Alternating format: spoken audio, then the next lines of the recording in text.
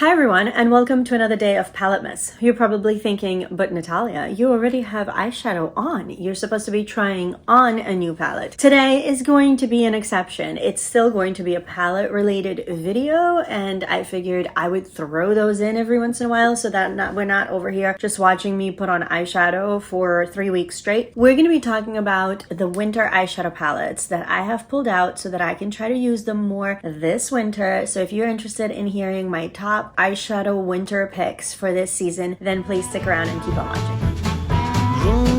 Rudolph, my dear, the forecast ain't clear, so well, hello and welcome. How are you? Hopefully you guys are all doing really well. I am all wintry and cozy. I have a mug of hot tea because it's really cold in my apartment, and I'm seriously considering complaining to my superintendent. I don't know what is going on with this building. Usually New York City buildings are notorious for being so warm during the winter that we end up having to turn off certain radiators. This is the first building, and I've been here now for 3 years. This is the first building in my 32 years, or going on 33 years almost, of living in New York City where every winter I'm freezing. I have really cheap building owners. Maybe it's better for the environment or some such thing, although I have a feeling that they honestly could care less about the environment and just care more about their own pockets. Hence the really warm sweater and the warm tea. But it's appropriate because we're going to be talking about winter eyeshadow palettes. So it's nice that we've got some cozy vibes going on here. Before we jump in, let me introduce myself to those of you that are new here. Hi, my name is Natalia. I'm a concert pianist who loves all things makeup and beauty. And in the month of December, I am doing PaletteMAS, which means most days we try on a brand new eyeshadow palette. That doesn't mean I buy a new eyeshadow palette every single day. It just means I have a lot of eyeshadow palettes that I have yet to try. So that's what I'm trying to change. But every once in a while, I'm going to be sprinkling this month in with other palette related videos. If you have any ideas for palette related videos you'd like me to do, if there are any tags going around out there that are your favorites, please drop your suggestions down below. And if you're interested in more eyeshadow palette content, then please consider subscribing, and let's jump into the video. So we're going to be talking about winter eyeshadow palettes. I think if I had to choose some color stories that I gravitate towards in the winter, it would be things that are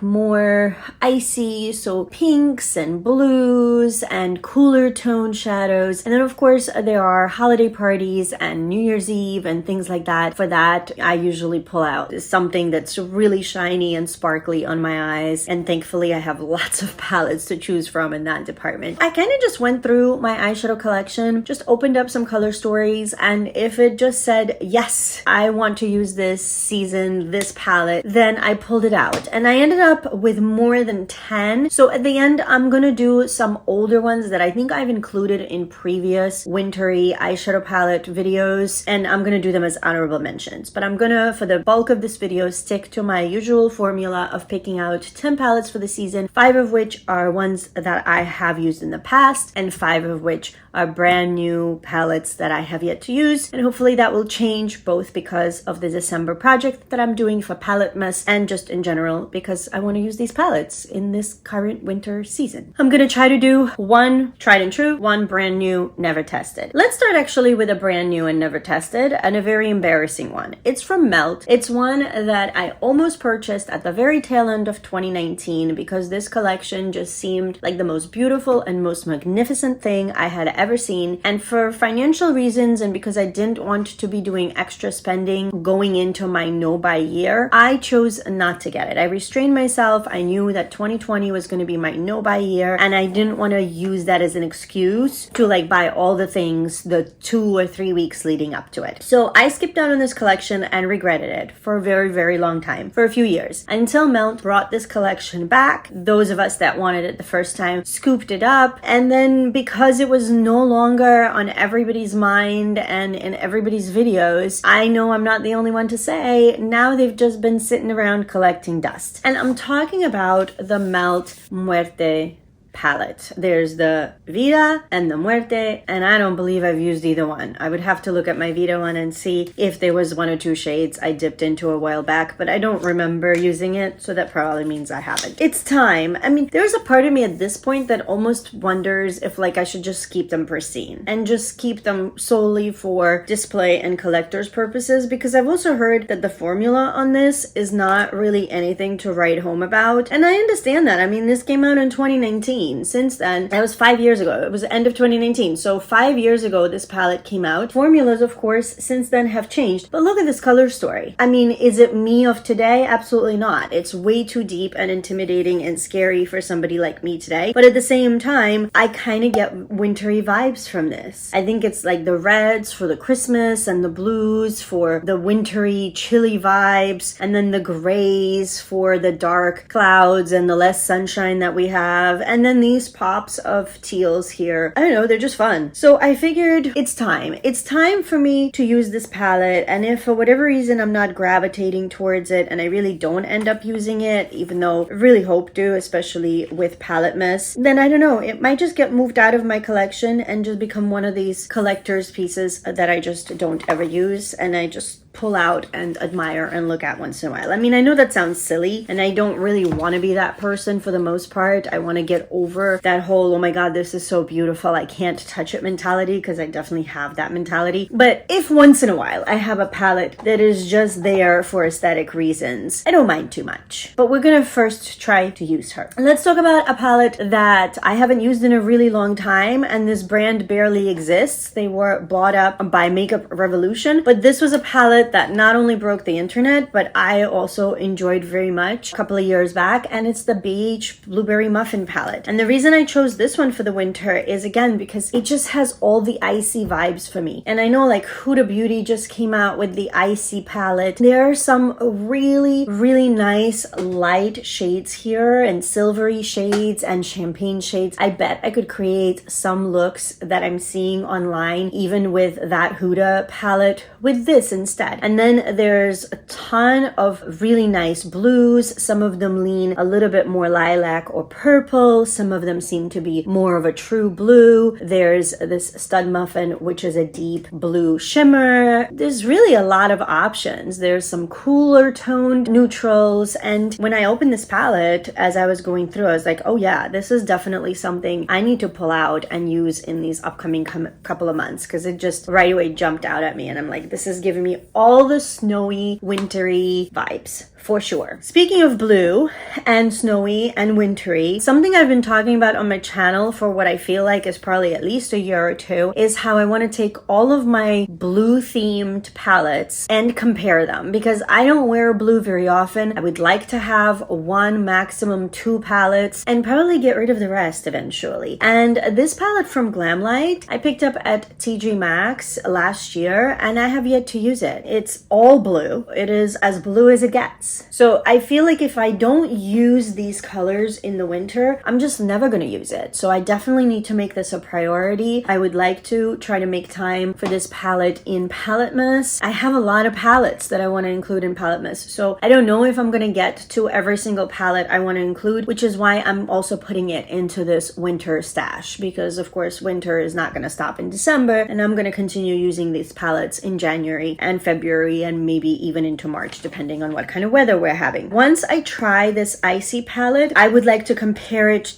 to, I have also a BH palette that is all blue, and I'll mention that at the end as an honorable mention. And I also have a Glamlight, what was it? Was it the Frosted Flakes palette? I know it's another one of those sitting around waiting to be used palettes, and it's not an all blue palette. It has a whole row, if not two rows, of very warm, like orangey tones, but then there's a whole blue section in that palette as well. So those are my three blue palettes that eventually I'd like to dwindle to probably just one or maximum two. So this one is going in the winter Shop My Stash top picks for this season. A palette that I was reminded of because Singe Beauty just released their first eyeshadow palette. And if you're not familiar with Singe, it is a beauty brand, a makeup brand, makeup and brushes, owned by Angelica Nyquist, who is here on YouTube and who I've been watching for, oh gosh, probably for almost as long long as she has been on YouTube. She's releasing her first eyeshadow palette, and spoiler, yes, I caved and bought it because I love Angie.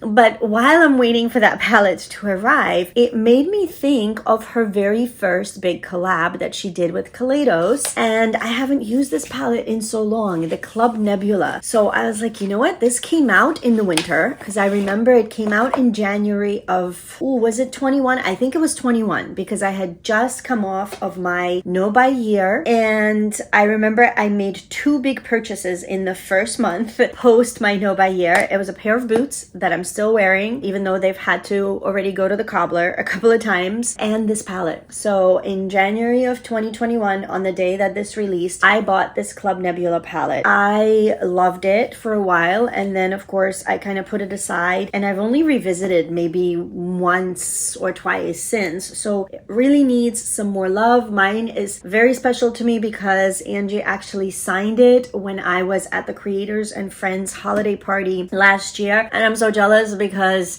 depending on when this video is going up, it's quite possible that this year's Creators and Friends holiday party is happening as we speak, but unfortunately I just did not have the financial means to make that trip happen this year. Last year I brought this palette with me because I wanted Angie to sign it, and because it was released in the winter, and because Singe is coming out with their first palette, I decided this is the time. This is the time for me to pull out my Club Nebula and give it a little bit of love, because it has been feeling neglected. That is for sure. Speaking of feeling neglected, we have an eyeshadow palette that I included in my winter picks, I want to say 2 years ago, whenever it released, like shortly after that, maybe, I can't remember, I want to say 2 years ago. And even back then I was saying I have yet to use this palette, what a shame, what a perfect winter palette, I can't believe I still haven't used it. And I maybe used like 1 shade in there at best. It went by the wayside and I put it back in the drawer, and I just have so many palettes that I just haven't gotten around to it, and this is definitely one that I am creating a look with this month for PaletteMAS. Like, I don't care if other palettes are sitting and crying in the drawer, this one is being pulled out and we're doing a look with it, and it's the Nomad Whistler Snow Lodge. Can you guys believe I still haven't really used this palette? I can't. I am so sad about this, because look at this color story. First of all, it's Whistler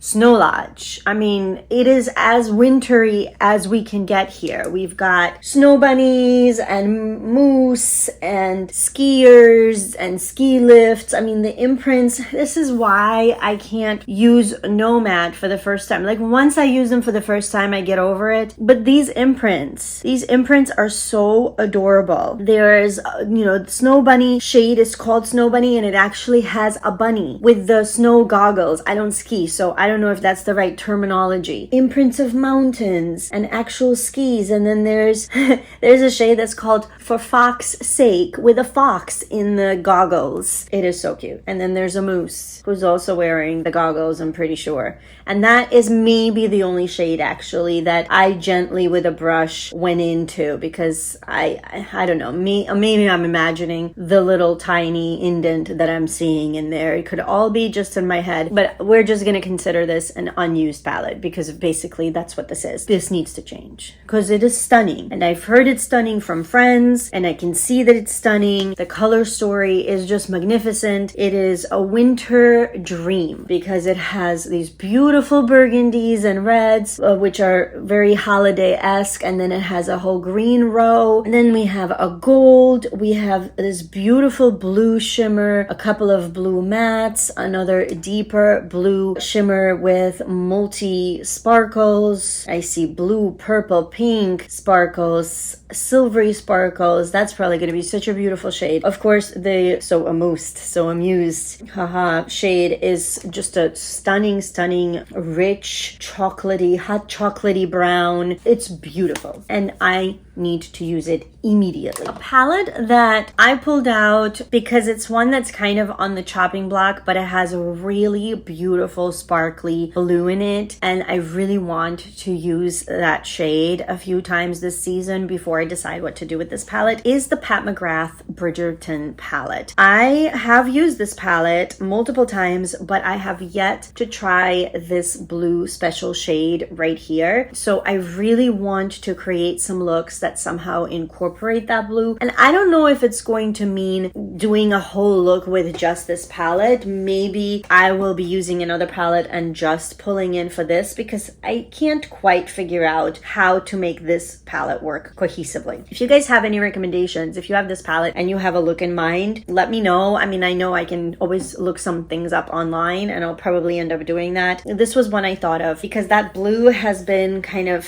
haunting me a little bit. I keep really wanting to use it and I still haven't. And I remember I really liked this matte, this beautiful, also like a rich chocolatey but like slightly reddish brown, and these regular metallics are just fine. It's the reds I wasn't sure really if I'm gonna pull for. I might try to use them as blush. They look like that could be really nice. So maybe I could create some sort of a look with these 4 shades, you know, the 3 neutrals and the blue, and then just ignore these pinks and use them as blushes instead. I'm kind of hoping this will become more of a favorite and I don't have to part with it, because it is a beautiful shade, and this year was the first year I got into Bridgerton a little bit. But yeah, so far it's been a little underwhelming, so I'm hoping that it's going to surprise. A palette from BH Cosmetics again that I was really excited for when it first came out, and then somehow it got buried in the back of my drawer and I just never pulled for it, is the Paris palette. It even still has the plastic on, so clearly we know it is new and untouched. It's Passion in Paris. I don't think any of these palettes are really available anymore, these travel palettes, because as I mentioned earlier, BH has been bought out by Makeup Revolution, and I have a feeling the BH formula as we knew it and these cool palettes are no more. But I'm really attracted to burgundies for some reason at the moment, so I'm really hoping to use this bottom row to create a look. Of course, there are some blues and purples, and then there's a little bit of cool tone neutrals up here. Again, like this Louvre shade looks like a beautiful icy white. I don't know if it's going to be a topper. I don't know if it's going to have a shift to it. There's a lovely gray shimmer here. Versailles looks like a very sparkly deep shade, and I'm sorry, I probably am blinding you. I didn't even think about that, because of course the ring light is probably reflecting off of this plastic. Let me close this and stop waving it at you. I think we have 3 palettes left to talk about. I pulled out a Tom Ford quad because this is a quad that is really glamorous. This is the Double Indemnity quad. Clearly it's mostly very deep. There's a sparkly black, a beautiful taupey brown, and then a silver and a very like icy shiny. I don't believe any of these are matte, but they kind of go on like these. I think they're called the wet to dry formula from Tom Ford. So these could be like one and dones, and I have used this quad but not in a while, so I was really excited to pull this out and see if I can create some nice smoky looks, or maybe even just on occasion something simple where I just throw in even that taupey brown all over the lid and run out the door. And I thought for this season this is a good one to pull out. I have I think 4 Tom Ford quads, of which 3 I have used and 1 I believe is still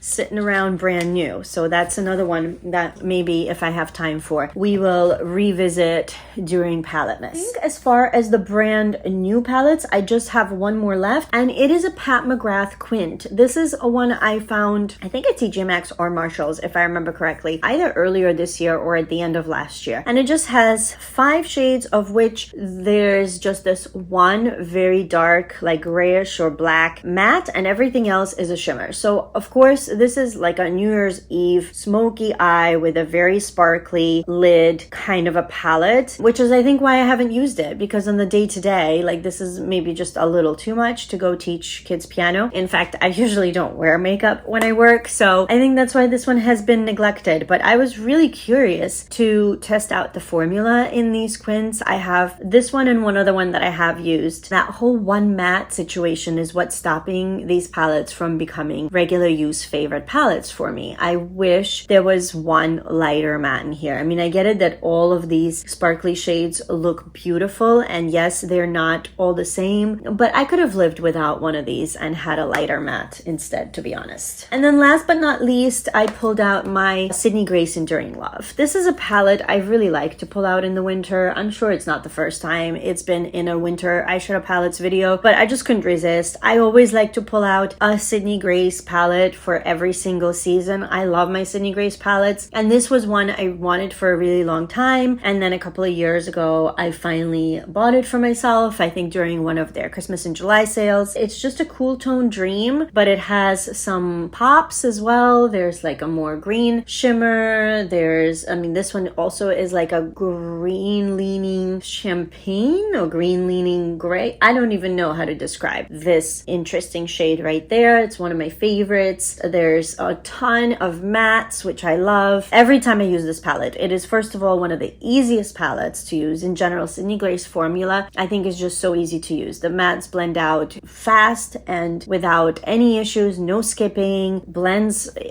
beautifully, and then you can just throw on a shimmer and you can be done. Like, this is going to be definitely a go-to palette this season. Okay, so that's the top 10 for this year. Let me quickly run through my honorable mentions, because as I was going through, these also called out to me. Some of these are very, very old and not even available anymore, but I still want to have them nearby so that I don't neglect them. A Marc Jacobs palette that I love to include in my winter shop my stash is their Stiletto palette. Marc Jacobs, right now at least, is not a brand. They closed down their beauty wing, beauty side of things, I think a couple of years ago, and there's been rumors that it's gonna come back, and so far they're just rumors. But this is a palette I love to pull out every winter, probably mostly because of this gorgeous shimmer that is like icicles, and the rest of it, of course, is a stunning cool tone color story. I actually have another Marc Jacobs palette that I didn't include, but let me quickly show it to you. I sometimes like to use these together because this one has more shimmer options. None of them are super sparkly or metallic. They are more of a traditional, beautiful, creamy shimmer that just glides on the eye, doesn't accentuate anything, at least not on my aging eyelids. But this palette I think is always so cool because it has that stunning blue and then that silver right next to it. And then these are really beautiful shades too for like different looks. There's just a lot of variety, even though there are only 7 shades in all of these Marc Jacobs palettes. And that's why I love these so much. The Stiletto is always a winter fave for me. Another winter fave. I mean, I know this thing is ancient. Soon people are going to be calling this vintage. Have you guys seen there was like a video going around of a young lady who dressed up. I mean, granted, she was on point with the makeup and with the styling and everything. She was referring to how she snagged herself her first vintage Juicy Couture, one of those velvet tracksuits. I never participated in that trend, but I very much remember that trend. So it's funny because a lot of people my age right now who are online, especially comedians, they're reacting and acting all like stunned that it's being called vintage. So yeah, soon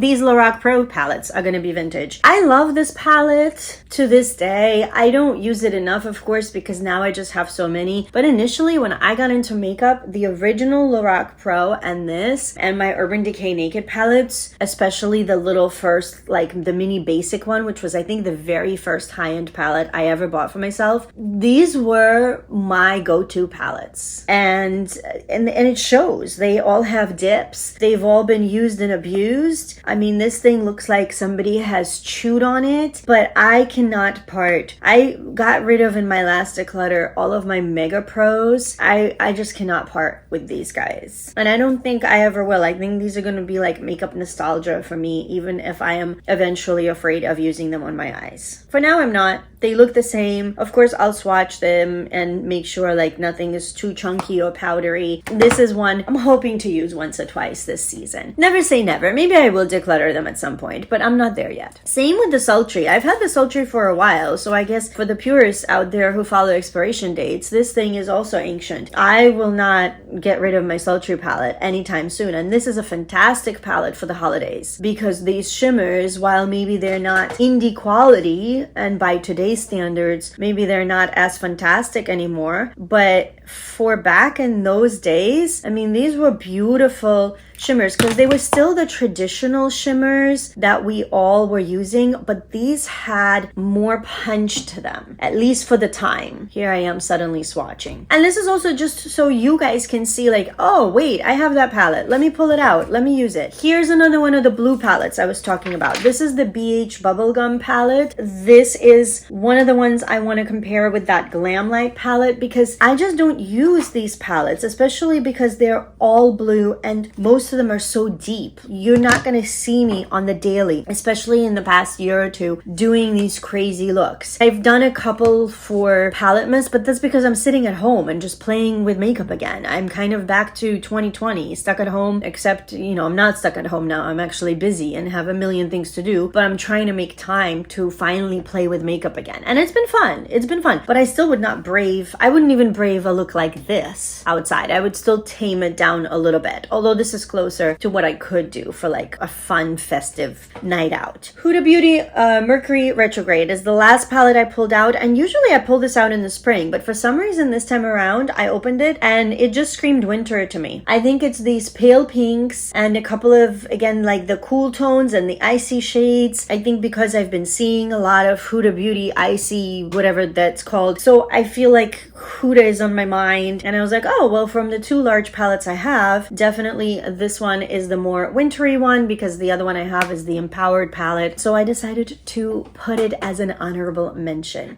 That's it, guys. I hope you enjoyed my top picks for the winter. My tea has gotten cold by now. I would love to hear what are your favorite winter palettes. If you are a creator and you're doing this video, let me know. I'll come over and watch because I love watching palette videos, you know, palette collections, palette picks, palette tags, anything eyeshadow palette related, I'm there. Thank you for joining me. Thank you so much for sticking by me through PaletteMAS. I hope that you enjoyed this little change of pace. As I mentioned before, drop any ideas you have for other eyeshadow palette related videos that I should consider doing. Other than that, I hope that you guys are all doing really, really well. Please subscribe if you haven't. Please continue to stay safe and take care of yourselves and those around you. And I cannot wait to see you in my next video. Bye, guys. Rudolph, my dear, the forecast